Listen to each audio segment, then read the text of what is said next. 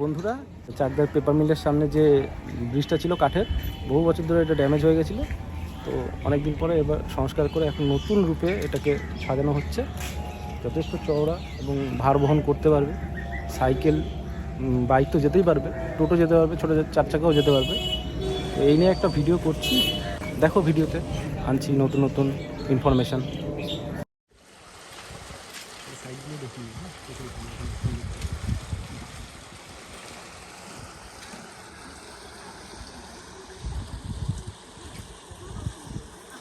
রানীনগরের ঘাটে এখন সৌন্দর্য বেড়ে গেল।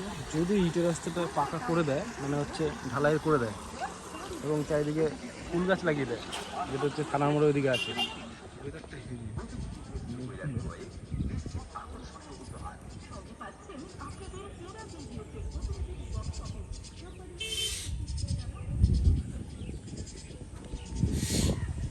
এই রাস্তাটার কথা বলছিলাম, ইটের রাস্তাটা,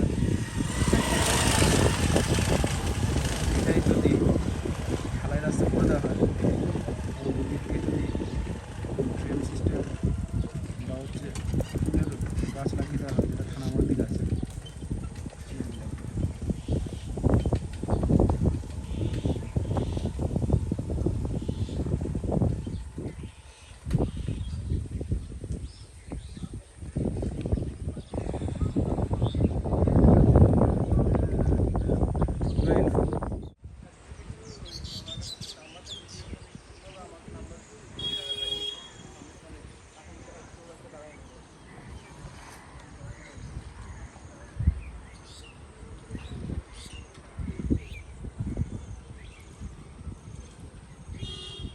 ব্রিজের এই পারটা আসলাম হেঁটে হেঁটে, এবার সাইড দিয়ে দেখাচ্ছি।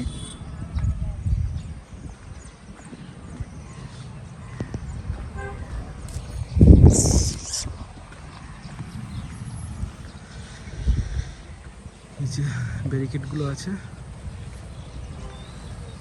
তবে কিন্তু স্ট্রং ভালো, কারণ ঝালাই করা হয়েছে, মানে ওয়েল্ডিং করে দেওয়া হয়েছে। এখানে নৌকা বেরিয়ে যাওয়ার জায়গা আছে।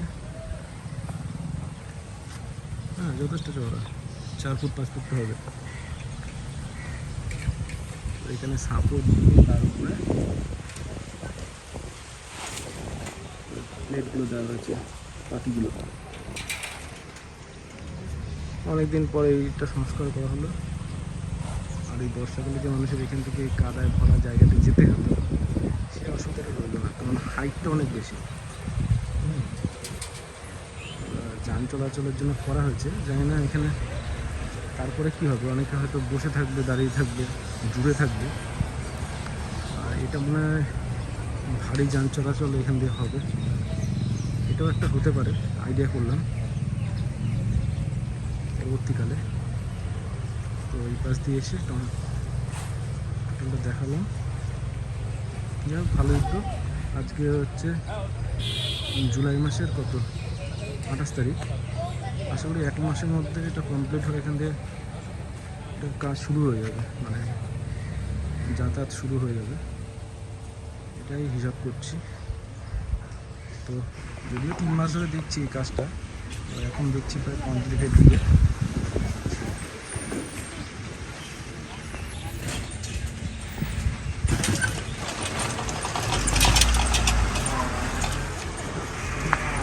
তাহলে ভালোই রেসপেক্ট পাচ্ছিলাম, হলো না? তো সবাই আমার এই পেজের সাথে যুক্ত থাকো, দেখা হচ্ছে নতুন আরেকটি ভিডিওতে। ততক্ষণ ভালো থেকো সবাই, টাটা। আর ইউটিউবে ব্লগটি ভালো লাগলে শেয়ার করো।